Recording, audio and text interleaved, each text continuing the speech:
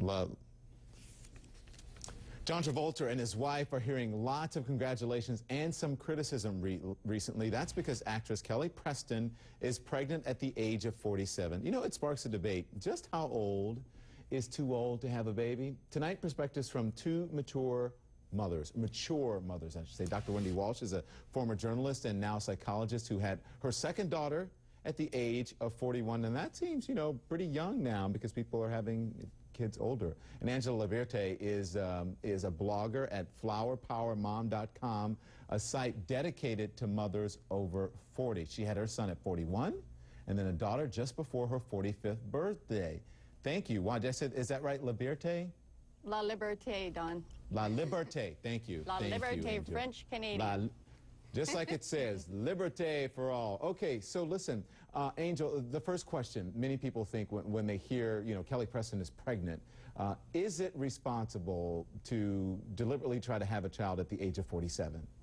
Well, I like the use of the word responsible and deliberate and intentional because basically mothers over 40 put the planning into Planned Parenthood. These women have spent a lifetime exploring their careers, their dreams, and, you know, let's face it, it's the modern era. If they're going to do it, they've sowed their wild oats.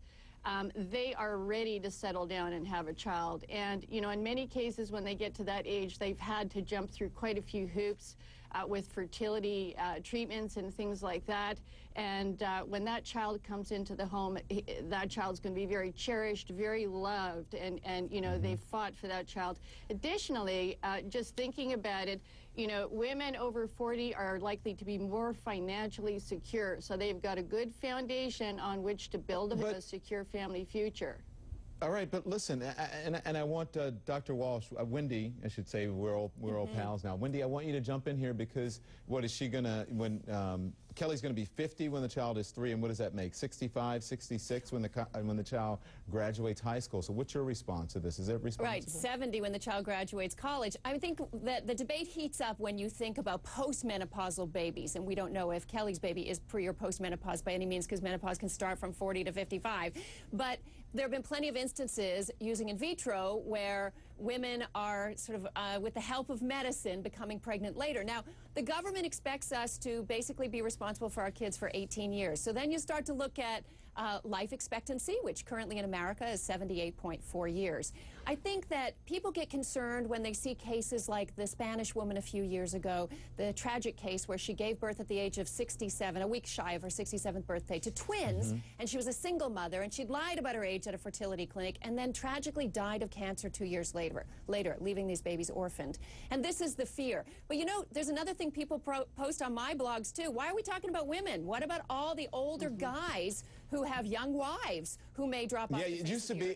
You used to think that men could have children, and men are, you know, as long as they're fertile or whatever, they can have kids at any age. But it also poses problems as well. Listen. I want to get your response to this. So I want to take a look at health risks.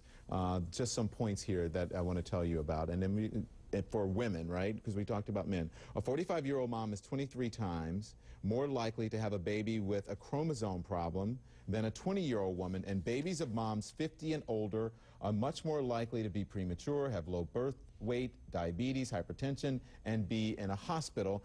So, Angel, you heard what Dr. Walsh said about that. We talked about men. It's a problem with men as well. So how do you reconcile these increased medical risks here? Well, you know, first of all, modern fertility medicine has come a long way since the test tube baby in the 1970s.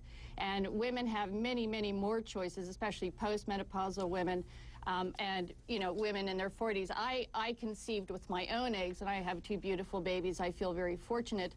But other women my age and older may want to look into other methods, such as freezing their eggs when they're younger, such as egg donors. They have many choices. And when it comes to having children with your own eggs, modern medical technology allows you to weigh up, you know, and make educated choices about that. So, you know, it's very simplistic and linear just to talk about the chromosome risks when it comes to having children when you're older. There are many options.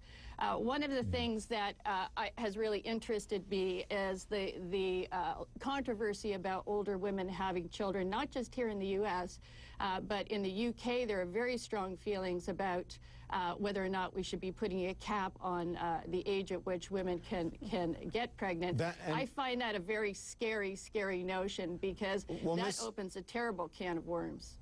Oh, Angel, that was my next question to both of you. You know, should the government legislate this? And now, Wendy, I know you and I talked about this a little bit. Britain, as you said, the UK tried to legislate it. So I'm going to ask both of you, should there be a limit? Should the government try to legislate it? Wendy, you first. Well, certainly in France and Italy, there were efforts to have the medical community police it a little bit so that they weren't impregnating women who were so far past menopause that it was made a danger to the fetus, danger to the wife, to the mother. But of course, these laws, none of them stuck. And the British Secretary of Health about 10 years ago said in her argument for it that a woman doesn't have a right to have a baby. The child has a right to have a suitable home. Now, myself, my area is psychology, so I want to know who's going to raise the child, what are the multiple attachments, what's the extended family like. It takes a village to raise a child.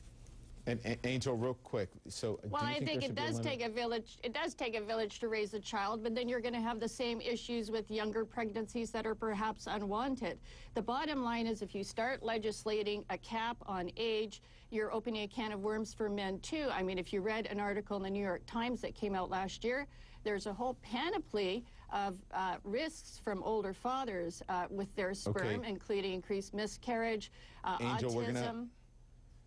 We're going to have to wrap it up here. Yeah, we've made those points. Sorry to cut you off. This is a conversation we're going to continue to have here, and I find it very interesting, even though, you know, I'm still young enough. I'm not, I don't think those risks apply to me as well, but I still find it very interesting. So thank you both. And I'm sure we want to say good luck to Kelly Preston and to John Travolta with all the controversy and tragedy they've had. It'd be nice for them to have a healthy baby. Babies are a joy. Thank you, Miss LaLiberte and Dr. Walsh. We appreciate it. Naomi Campbell back in court, this time to help